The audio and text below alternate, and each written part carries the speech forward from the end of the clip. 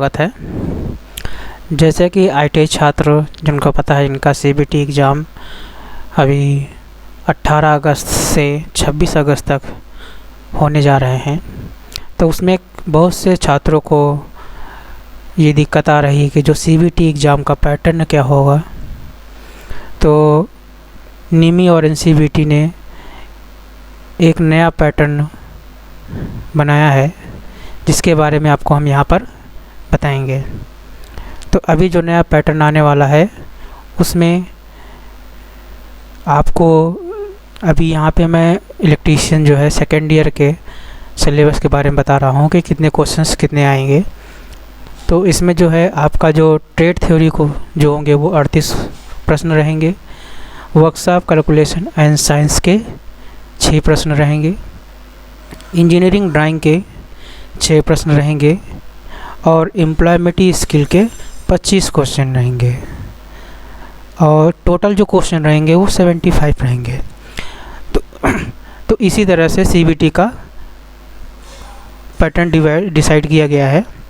अब हम जानते हैं कि अब हम देखेंगे यहाँ पे हम एक मॉक टेस्ट देखेंगे जिसमें आप प्रैक्टिस कर सकते हैं कि क्वेश्चन किस तरह आएंगे और उनका आंसर किस तरह देना है और उनका पैटर्न क्या होगा।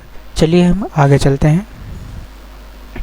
जैसे ये पहला क्वेश्चन है कि which energy is converted into electrical energy by the generator. Generator द्वारा किस ऊर्जा को विद्युत ऊर्जा में परिवर्तित किया जाता है। तो इसका राइट आंसर है मैकेनिकल। मैकेनिकल यानी यांत्रिक ऊर्जा। यांत्रिक ऊर्जा को हम विद्युत ऊर्जा में जनरेटर द्वारा परिवर्तित करते हैं। अब दूसरा क्वेश्चन देखते हैं।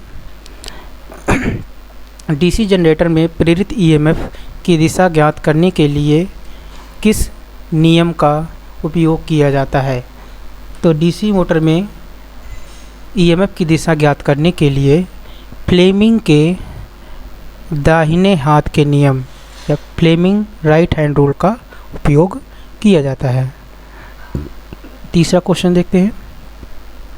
आर्मेचर वाइंडिंग प्रतिरोध को मापने के लिए किस उपकरण का प्रयोग किया जाता है। तो आर्मेचर वाइंडिंग को के प्रतिरोध को मापने के लिए हम केल्विन ब्रिज का उपयोग करते हैं। चौथा क्वेश्चन। डीसी फील्ड कॉइल के लिए किस वाइंडिंग तार का उपयोग किया जाता है।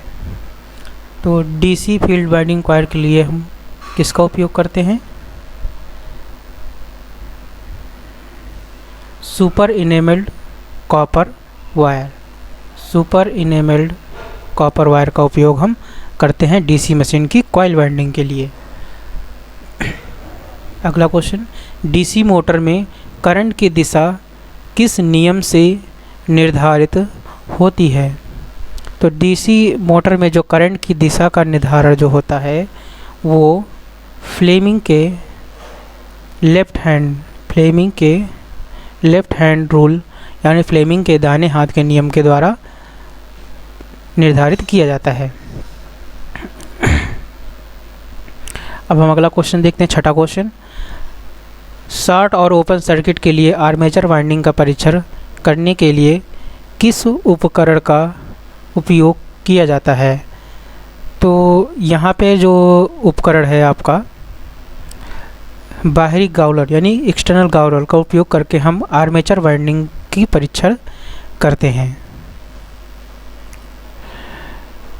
अगला क्वेश्चन। डीसी मिश्रित मोटर में आर्मेचर धारा दिशा को बदल कर केवल घूर्णन दिशा को बदली जाती है। इसका सही आंसर होगा मेंटेन मोर कैरेक्टरिस्टिक्स। मोर विशेषताओं को बनाए रखिए। इसका ये करेक्ट आंसर होगा। इसके बाद 8वां क्वेश्चन। एसी मोटर के स्टेटर में कुल विद्युत डिग्री की गणना करने के लिए जो सूत्र का उपयोग किया गया है वो सूत्र है total electrical degree 180 into number of poles, अर्थात कुल विद्युत डिग्री 180 गुणे ध्रुवों की संख्या। ये इसका सही आंसर होगा। 9वां क्वेश्चन देखते हैं हम। What is the fuse rate to run a 10 HP 3 induction motor at full load. एक फुल लोड पर 10 HP 3 किलोमीटर मोटर को चलाने के लिए फ्यूज दर की रेटिंग क्या होगी? तो इसका सही रेट है 25 एम्पियर। अर्थात 10 HP की मोटर को चलाने के लिए हमें 25 एम्पियर का फ्यूज लगाना होगा। 10वां क्वेश्चन। 6 पोल स्टेटर मोटर की विद्युत डिग्री क्या होगी? तो 6 पोल विद्युत डिग्री मोटर की डिग्री जो होगी वो 1080 डिग्री होगी। अगला क्वेश्चन। 3 कला केंद्रीय वाइंडिंग का अवगुण कौन सा है? तो 3 कला वाइंडिंग का जो मेन अवगुण है वो एक स्टेपेड फॉर्म आवश्यक है। स्टेपेड फॉर्म और रिक्वायर्ड, सबसे पहला जो रिक्वायर्ड है, सबसे बड़ा अवगुण जो है इसका यही है। अगला question. Which type of single phase motor is stator. एक चरण मोटर किस प्रकार से निर्देशित है? जो मोटर बनी हुई है ये मोटर कौन सी सिंगल फेज मोटर है? तो इस मोटर में देखिए 2 कैपेसिटर लगे हुए हैं, अर्थात ये capacitor start and capacitor run motor होगी। अगला question. Single phase induction motor शुरू करने के लिए कौन सी विधि अपनाई जाती है? तो सिंगल फेज मोटर को शुरू करने के लिए जो सबसे अच्छी जो बेसिक जो विधि अपनाई जाती है उसे हम सिंगल फेज विभाजन यानी कि फेज डिफरेंस जिसको बोलते हैं, स्प्लिट करते हैं, फेज को स्प्लिट करके वहाँ से उसको स्टार्ट किया जाता है। अगला क्वेश्चन। एकल चरण प्रेरण मोटर का कार्य सिद्धांत क्या है? तो एकल चरण मोटर का कार्य सिद्धांत जो है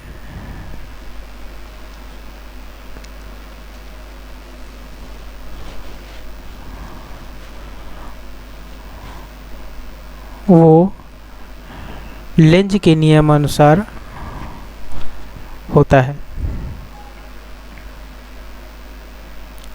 अगला क्वेश्चन देखते हैं। सार्वभौमिक मोटर का अनुप्रयोग कौन सा है? सार्वभौमिक मतलब यूनिवर्सल मोटर। यूनिवर्सल मोटर का उपयोग क्या है? तो यूनिवर्सल मोटर को जो है मैक्सिमम हम किस में यूज करते हैं? फूड मिक्सर में। यूनिवर्सल मोटर वो मोटर होती हैं जो AC और DC दोनों में काम करती हैं, और ये क्या होती हैं कि ये स्टार्टिंग से ही इनका हाई लोड को कैरी कर सकती है। अल्टरनेटर को कैसे रेटेड किया जाता है? अल्टरनेटर को हमेशा जो है KVA रेटिंग में रेटेड किया जाता है। घूर्णन क्षेत्र प्रकार का अल्टरनेटर का प्रयोग करने का क्या फ़ायदा होता है? तो घूर्णन क्षेत्र प्रकार का अल्टरनेटर का फ़ायदा ये होता है कि इसमें 2 स्लिप रिंगों की आवश्यकता होती है, चाहे फेज कितने भी हों। इसका ये राइट आंसर है, डी इसका राइट आंसर है। आकृति मध्ये दाखिली वैल्यू रोटरी कन्वर्टर चे भाग के what is the function of the part mark as X of a rotary converter. अर्थात रोटरी कन्वर्टर में जो एक्स पार्ट जो मार्क किया गया है ये क्या है? तो जो रोटरी कन्वर्टर में जो ये एक्स पार्ट मार्क किया गया है ये है collected the deliver direct current, जो डिलीवर यानी विद्युत थेट विद्युत प्रचार संचालिका करतो,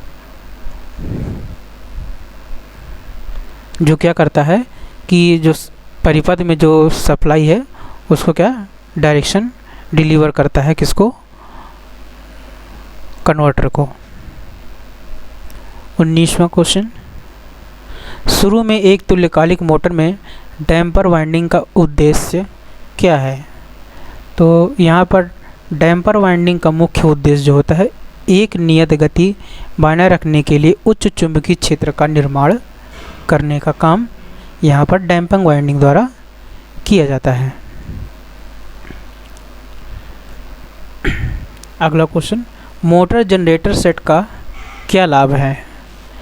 तो मोटर जनरेटर सेट का मेन उद्देश्य डीसी आउटपुट वोल्टेज को आसानी से नियंत्रित किया जा सकता है, यही इसका मेन उद्देश्य है।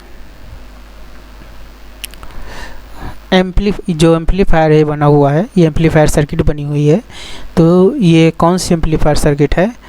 तो ये एम्पलीफायर सर्किट कौन सी है? Class P push pull amplifier इसका राइट आंसर है। एक सक्रिय घटक कौन सा है? इसमें से आपका सक्रिय घटक कौन सा है? Inductor, resistance, conductor and transistor. तो इसका सही आंसर क्या है? Option transistor. ट्रांजिस्टर एक क्या है? एक एक्टिव कंपोनेंट है। अगला क्वेश्चन आते हैं, सिलिकॉन सेमीकंडक्टर डायोड किस कोड को इंगित करता है? तो यहाँ पे OA79, BY126, IN1007, 2N3005। तो इसका राइट आंसर है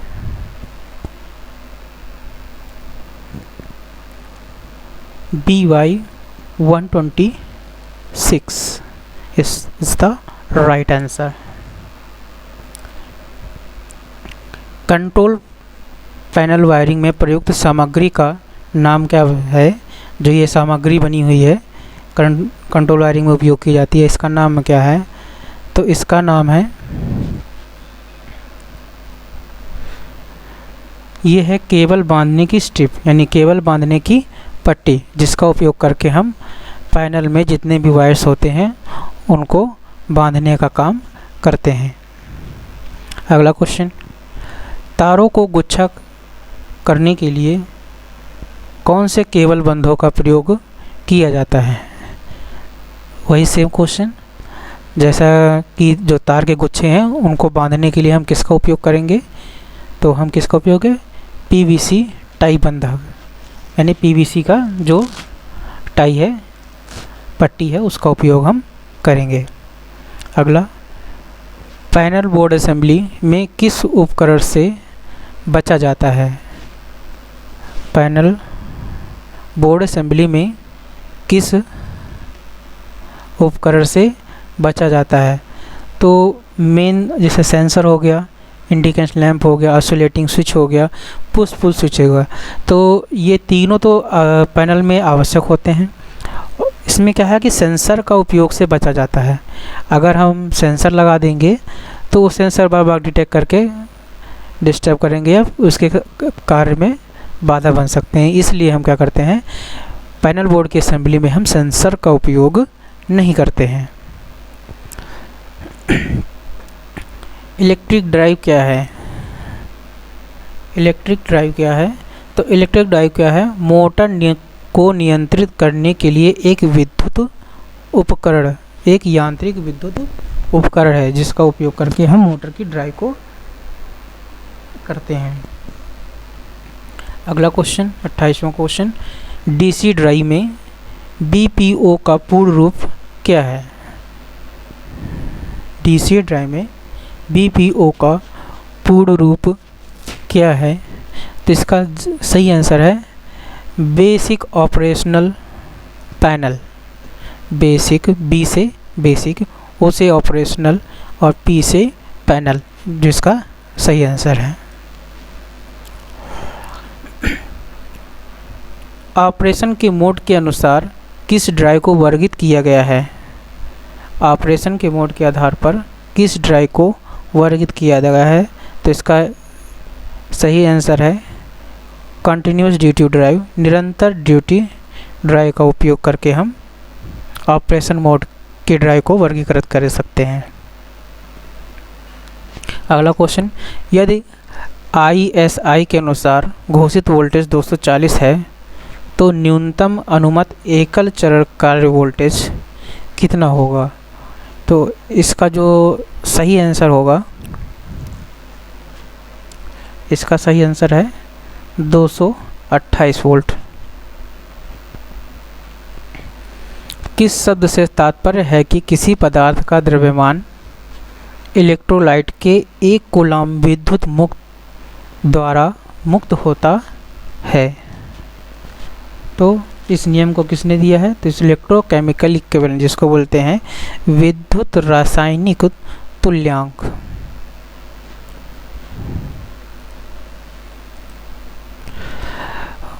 अगला क्वेश्चन, संक्षिप्त नाम UPS का पूर्ण रूप क्या है? UPS का पूर्ण रूप क्या है? तो इसका पूर्ण है U से अनट्रप्टेड पावर सप्लाई, निर्बाधित विद्युत आपूर्ति। इसका सही आंसर होगा। अगला क्वेश्चन, वर्ग तरंग इन्वर्टर का उपयोग कहाँ किया जाता है? तो वर्ग तरंग यानी कि जो हमारी तरंग स्क्वायर वेव में होती है, उनका उपयोग हम कहाँ करते हैं? तो जनरल लाइटिंग यानी प्रकाश व्यवस्था में इसका हम उपयोग ज़्यादा करते हैं।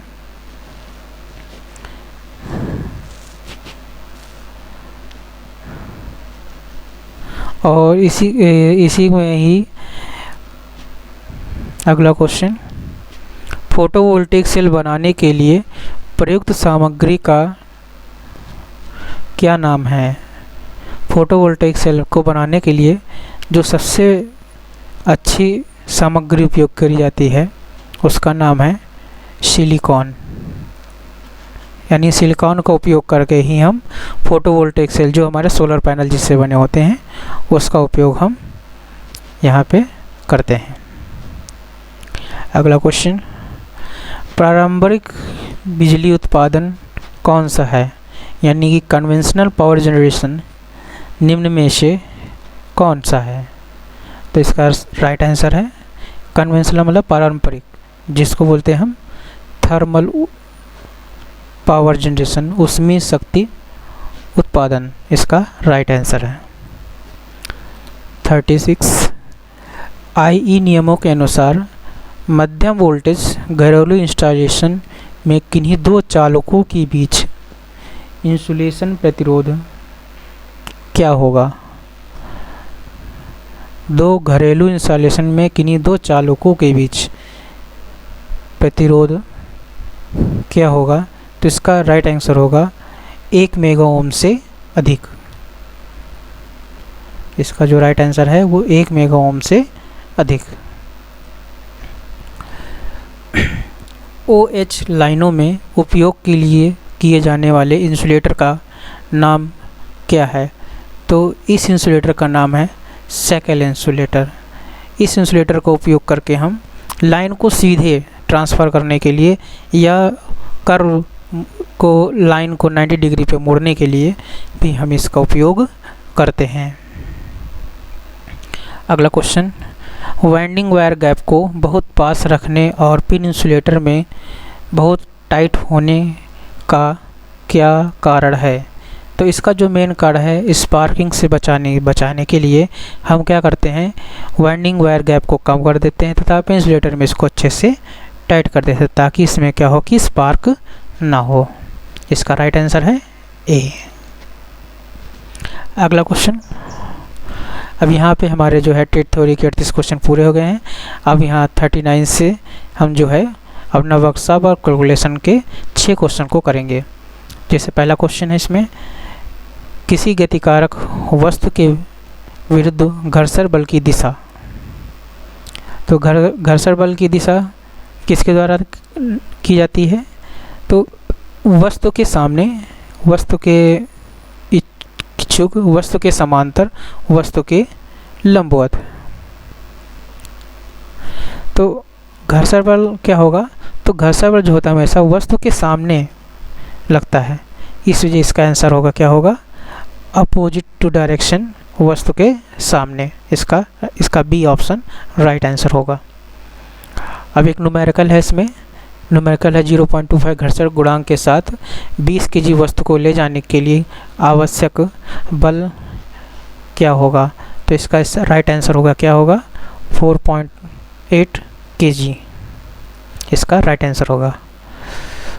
अगला क्वेश्चन, निम्न में से कौन सा ज्यामितीय आकृति गुरुत्वाकर्षण केंद्र इसके आधार से स्थित है जिसकी ऊंचाई 1/3 है।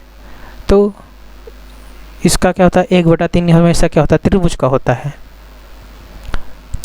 तो इसलिए इसका आंसर क्या होगा, त्रिभुज होगा। अगला क्वेश्चन, उस सेक्टर के चाप की लंबाई क्या है जिसकी त्रिज्या 15 सेंटीमीटर हो, अभिकेंद्र कोण 30 डिग्री है। अभिकेंद्र कोण 30 डिग्री है। इसका राइट आंसर है ए 7.85 सेंटीमीटर। इसका ए जो है सही ऑप्शन होगा। What is the value of 1/m power n, यानी 1/a⁻m का मान क्या होगा। इसका राइट आंसर होगा B, a⁻m is the right answer. अगला क्वेश्चन, ए बी का मान ज्ञात कीजिए। दिया हुआ है a + b का whole square equal to 36, a - b का होल स्क्वायर इक्वल टू 24। अब इन दोनों क्वेश्चन को सॉल्व करेंगे। तो सॉल्व करने के बाद जो इसका राइट आंसर आएगा वो आंसर आएगा, कितना आएगा, 4, यानी बी इसका इज अ राइट आंसर। एक पंचभुज का, अब यहाँ पे हमारे मैथ के कंप्लीट हो गए हैं। अब यहाँ से हमारा जो है ड्राइंग के 6 क्वेश्चन चलेंगे। तो ड्राइंग के 6 क्वेश्चन देखिए। एक पंचभुज का सभी आंतरिक कोण कितने डिग्री का होता है। तो एक जो पंचभुज होता है उसके सभी अंतःकोणों का योग जो कितना होता है, 540 डिग्री सेंटीग्रेड 540 डिग्री होता है। अगला क्वेश्चन, जिसे जो चित्र दिखाया गया है ये चित्र कौन सा है। तो इस चित्र का नाम है बी, डिस्क इंसुलेटर। चित्र में दिखाया गया संकेत, जो चित्र में दिखाया गया है ये कौन सा संकेत है। तो इसका राइट आंसर है फायर अलार्म इंडिकेटर। निम्न चित्र में क्या दर्शाया गया है। तो ये जो ट्रांजिस्टर है, ये एक प्रकार का ट्रांजिस्टर है। तो इस ट्रांजिस्टर का नाम क्या है। तो इसमें देखिए कि ई की तरफ एरो लगा हुआ है जो बाहर की तरफ निकल रहा है, यानी इसका कौन सा ट्रांजिस्टर होगा, NPN ट्रांजिस्टर होगा। ये NPN ट्रांजिस्टर होगा। नीचे दिए गए चित्र में जो प्रोजेक्शन, जो डायग्राम जो दिखाया जा रहा है आपको, ये डायग्राम दिखाया जा रहा है, ये किस, इसका व्यू क्या है, यानी प्रोजेक्शन इसका क्या है। तो ये किस प्रोजेक्शन में है। तो ये देखिए यहाँ से अगर हम इसको एक लाइन खींच देते हैं यहाँ पे सेंट्रल पे, तो ये 30 डिग्री है, ये 9 डिग्री, यानी कि ये कौन सा प्रोजेक्शन है, आइसोमेट्रिक प्रोजेक्शन। जो ब्लॉक बना हुआ है ये किस प्रोजेक्शन में है।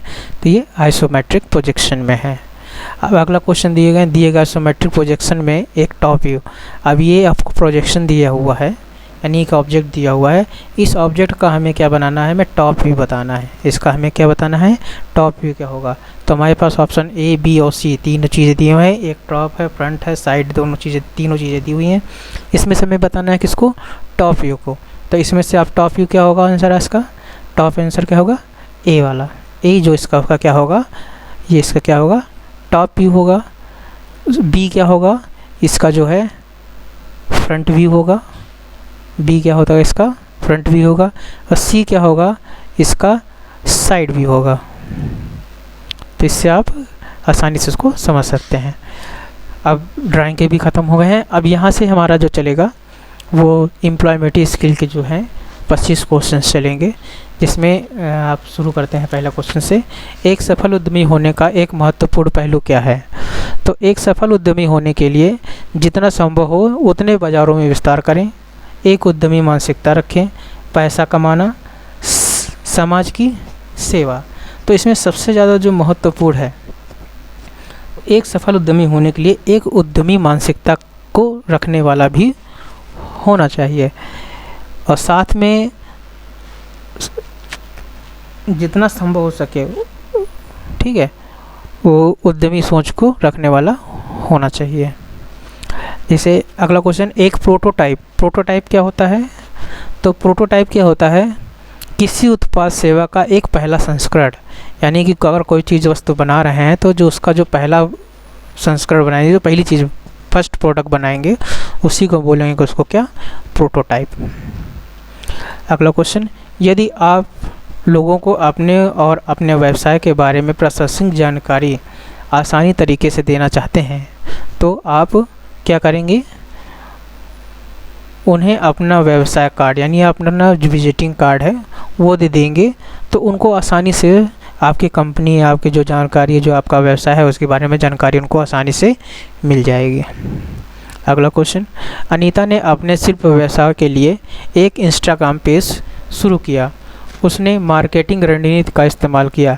तो अनीता ने जो इंस्टाग्राम पेज बनाया है, तो उसमें जो उन्होंने मार्केटिंग की जो रणनीति अपनाई उसको बोलते हैं ऑनलाइन मार्केटिंग का उपयोग करके वो अपने इंस्टाग्राम पेज पर अपने व्यवसाय को प्रमोट करेगी। अगला क्वेश्चन, आप आजीवन सीखने वाले हैं। अगर आप आजीवन सीखना चाहते हैं तो सबसे आसान तरीका है बढ़ते रहें और अपने ज्ञान को जोड़ते रहें। तो अगर आप जीवन में हमेशा बढ़ना चाहते हैं तो हमेशा नई नई चीज़ों को सीखते रहें और उसको अपने जीवन में उपयोग करते रहें। अगला क्वेश्चन, केवल जब हम सीखते हैं खालिस्तान भविष्य में कैसे काम किया जाएगा उस पर परिवर्तनों के लिए खुद को खालिस्तान कर सकते हैं। तो इसका राइट आंसर है भविष्यवाणी करना और तैयार करना। यानी केवल हम जब सीखते हैं कि भविष्यवाणी करना, भविष्य में कैसे काम किया जाए, हम उन परिवर्तनों के लिए खुद को तैयार कर सकते हैं। इसका राइट आंसर डी है। अगला क्वेश्चन 57, जब आप जानना चाहते हैं कि आपके पेशेवर में क्या करना है, जीवन इसे करने के लिए कौन से कौशल और ज्ञान की आवश्यकता है, आप वास्तव में कर रहे हैं। तो क्या कर रहे हैं? आप कैरियर की योजना कर रहे हैं कि आप कैसे व्यवसाय को बढ़ा सकते हैं, यानी इसको कैरियर वर्क को कैसे किया जाए। इसका राइट आंसर है डी, कैरियर योजना। अपने मील के पत्थर को समय पर पूरा करने के लिए आपको जिन सामग्रियों और समर्थनों की आवश्यकता होती है उन्हें कहा जाता है, तो उन्हें क्या कहा जाता है? यानी समय सीमा। सबसे आवश्यकता जो मील के पत्थर, यानी कि जो आपने टारगेट रखा है उसको पूरा करने में जो सबसे अहम भूमिका होती है उसकी किसकी होती है? समय सीमा। यानी समय पर कार्य होना सबसे ज़्यादा आवश्यक है। अगला क्वेश्चन, आपके द्वारा प्राप्त की गई जानकारी पर प्रश्न चिन्ह लगाकर स्मार्ट तरीके से सोचना ताकि आप नकली समाचारों के बहकावे में न आए, ये क्या कहलाता है? महत्वपूर्ण सोच कहलाती है। इसका राइट आंसर है महत्वपूर्ण सोच।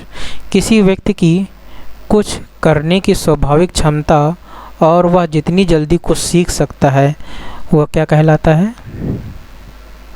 तो इसका राइट आंसर है योग्यता। यानी योग्यता के आधार पर वो कितनी अच्छी से उस चीज़ को सीख सकता है और कितनी जल्दी सीखा जा सकता है, योग्यता के आधार पर डिसाइड किया जाता है।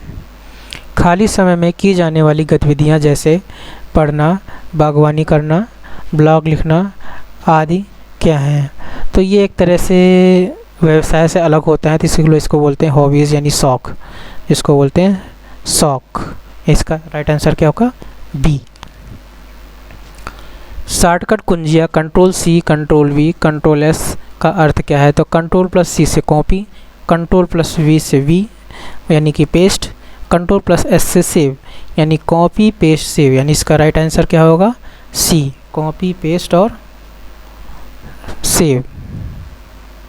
अगला क्वेश्चन, एक वायरलेस प्रौद्योगिकी मानक में जिसका उपयोग कम दूरी पर स्थित मोबाइल उपकरणों के बीच डेटा के आदान प्रदान के लिए जाता है। तो कम दूरी के लिए वाईफाई तो दूर भी कर सकते हैं, वेबकास्टिंग भी दूर कर सकते हैं, ईमेल भी दूर कर सकते हैं, लेकिन ब्लूटूथ एक लिमिटेड होता है जो क्या करता है हमारा 10 मीटर से 12 मीटर 8 मीटर, इससे ज़्यादा रेंज में हम इस पर ट्रांसमिट नहीं कर सकते हैं और इससे ज़्यादा दूर हम नहीं कर सकते हैं, इसलिए कम रेंज की उपकरण को ही दिया जाता है। अगला क्वेश्चन, कीबोर्ड की कौन सी कुंजी किसी भी समय स्लाइड शो को बंद कर देती है? पावर पॉइंट पर जब हम स्लाइड शो करते हैं तो स्लाइड शो को बंद करने के लिए हम कीबोर्ड से एस्केप की को प्रेस कर सकते हैं, जिससे कभी भी उसको बंद किया जा सकता है। गूगल द्वारा विकसित क्लाउड कंप्यूटिंग की एक फाइल स्टोरेज और सिंक्रोनाइजेशन सेवा क्या है? तो जो गूगल एक सर्विस देता है जहाँ पे हम अपनी फाइल्स को क्या कर सकते हैं, स्टोर कर सकते हैं, तो उसको क्या बोलते हैं, गूगल ड्राइव। गूगल ड्राइव में हम अपनी फाइल्स को सेव कर सकते हैं। अगला क्वेश्चन, आदत बनने में कितने दिन लगते हैं? अगर कोई आदत, किसी चीज़ की आदत डालनी है तो उस आदत को बनने में मैक्सिमम कितने दिन लगेंगे? तो मैक्सिमम कितने दिन लगेंगे? 15 दिन जरूर अवश्य लगेंगे। 15 दिन तक वो आदत में आ जाएगी। कोई काम करेंगे वो 15 दिन बाद वो हमारी आदत में आ जाती है। गुणवत्ता प्रबंधन प्रणाली समस्या समाधान के लिए कुछ उपकरणों का प्रयोग करती है, निम्नलिखित में से उनमें से एक नहीं है। तो गुणवत्ता प्रबंधन के लिए बहुत से तकनीक जिसमें है सेबनोस, 5D और 5S तरीके भी होते हैं। एंजाइन सिद्धांत भी जो है वो भी समस्या प्रबंधन की पद्धति में आता है, लेकिन इसमें देखिए आप एक C option 4D and 4S।